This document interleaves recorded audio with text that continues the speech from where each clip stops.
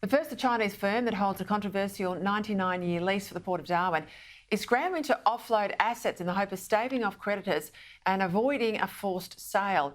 It's reached the point that the Northern Territory government has now written to Landbridge, that's the company's name, with the prospect of cancelling the firm's 99-year lease not off the table. Joining me now, Director at Strategic Analysis Australia, Michael Shoebridge. Well, Michael, I suspect you're with me. We should have reviewed this anyway, much earlier, on security grounds alone. But where do you think this is headed?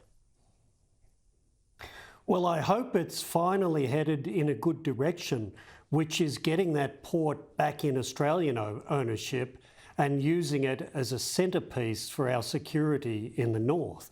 But it looks to me like the parent company in China is now in sufficient financial trouble that it won't want to keep subsidising its port in Darwin, where they've lost money year on year. It's always been mystifying why, losing money year on year, they've wanted to keep this lease.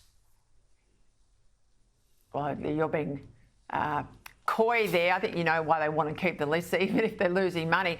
What's to say, though, if Landbridge goes under, that there isn't money pumped in, let's say, by the Chinese Communist Party to somehow keep this lease, because it's of huge strategic interest to them. We might hope they go under, but is the Chinese government going to let them go under?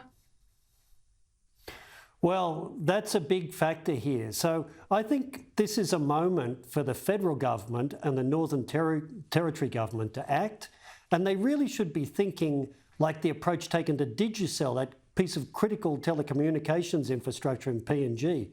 That was rescued by a partnership between the federal government and a capable private sector company, Telstra in that case.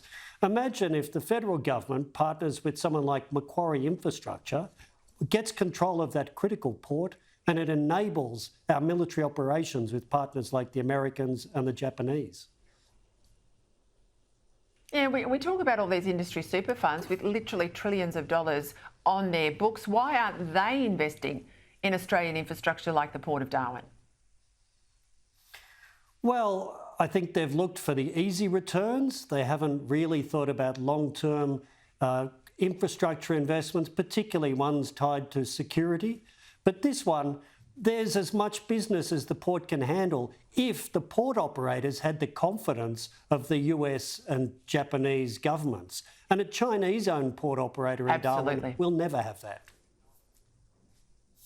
All right, let's stay in the NT, because yet again we hear that there are Chinese nationals. This is the origin of this group. 9 of them lost in the bush. They've been found by Aboriginal residents in a remote community. Not certain who they are yet, whether they're illegal fishermen who've lost their way or asylum seekers. But, I mean, doesn't this just say we've got a real issue? It wasn't that long ago we had people found also from China on Croker Island just off in Arnhem Land, and we've had quite a number of illegal fishing boat incursions.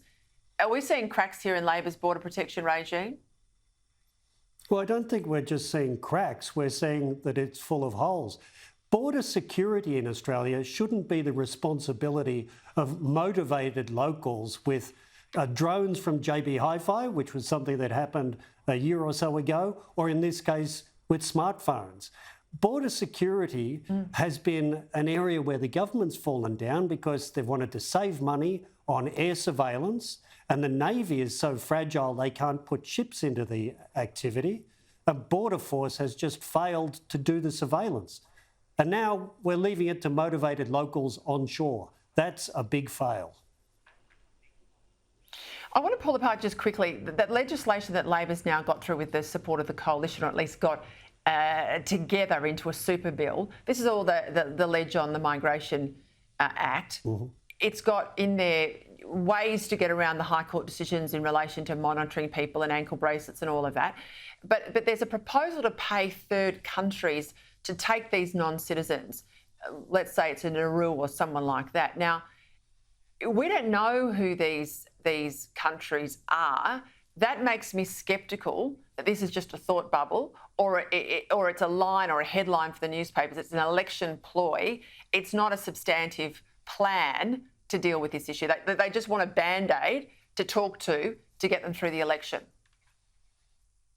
Yes, well, Peter, you took some of the thoughts out of my mind. How is it that we can't see this as yet another embarrassing, unconstitutional thought bubble from Home Affairs and the Minister?